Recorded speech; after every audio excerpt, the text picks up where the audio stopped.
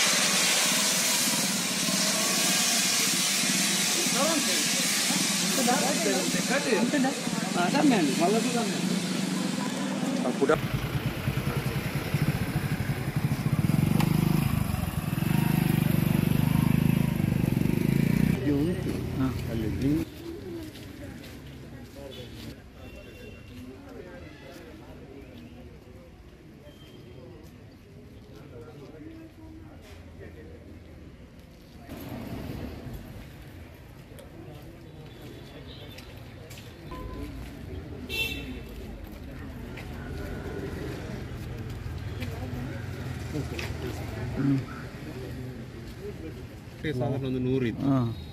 100 ರಿಮೋಟಿಗೆ